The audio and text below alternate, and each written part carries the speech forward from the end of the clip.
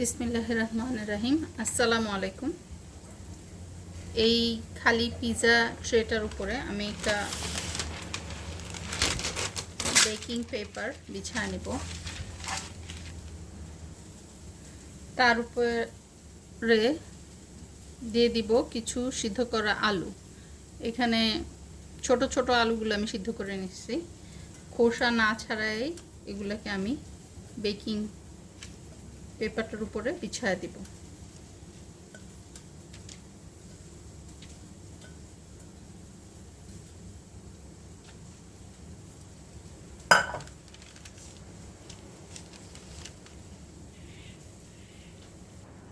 তার উপরে একটু সল্ট দিয়ে দিব,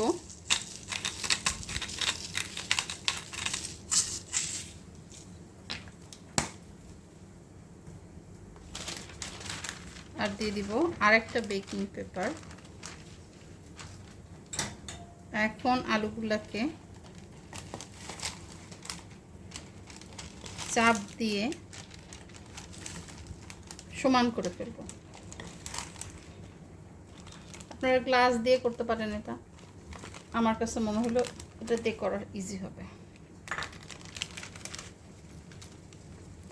এখন এগুলোকে একটু রিফর্ম করে এটাকে একটা গোল রুটির মতো করে নিব, সর্ট অফ লাইক আলুর রুটি।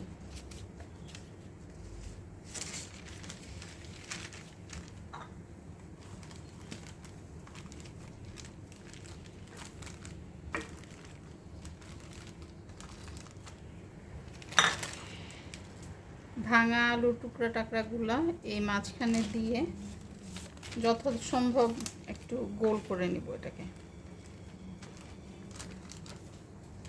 আপনারা হয়তো ভাবতেছেন এটা বানাচ্ছি কি। যারা ময়দা খেতে পারেন না, যাদের ময়দা খাওয়া নিষেধ, এবং ময়দা একটা খুব খারাপ জিনিস, এটা অনেক অস্বাস্থ্যকর একটা খাবার। আমরা নানানভাবে ময়দা খাই, সারাদিনই ময়দা খাইতে থাকি। রুটি, ভাজা পোড়া, পাউরুটি, সব কিছুর মধ্যে আমাদের ময়দা। কিন্তু ময়দাটা অ্যাভয়েড করা ভালো। ময়দা অ্যাভয়েড করে আপনি পিৎজা খেতে চান, এইটা হচ্ছে তার জন্য প্রপার টেকনিক। এইটার উপরে আমি একটু extra virgin olive oil spread করে দিব।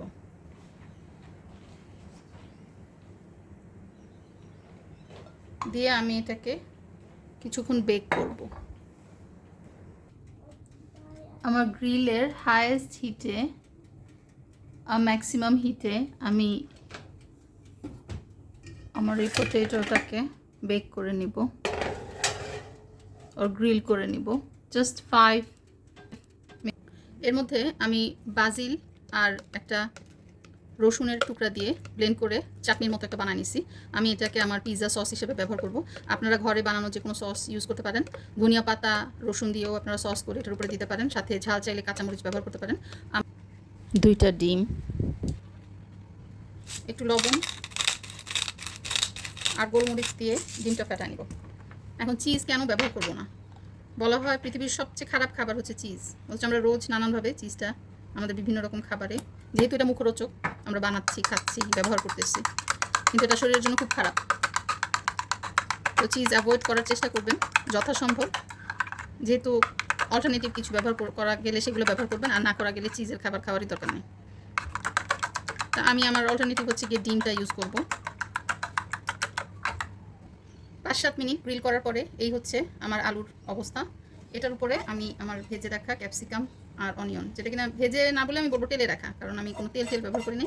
খালি প্যানে জাস্ট এটাকে একটু লবণ দিয়ে তেলে নেওয়া, ছড়ায় দিব। এটাকে যথাসম্ভব গুড লুকিং করে বসাবো। তার সাথে যাবে আমাদের এই সস। আমি সসটাকে এটার উপরেই দিতে প্রেফার করি, কারণ তাহলে সসের সাথে এটা মিশে যাবে।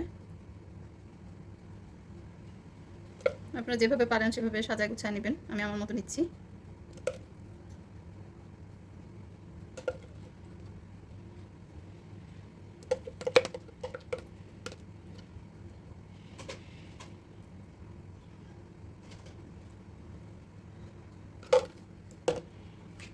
তারপরে চলে যাবে সেই ডিম।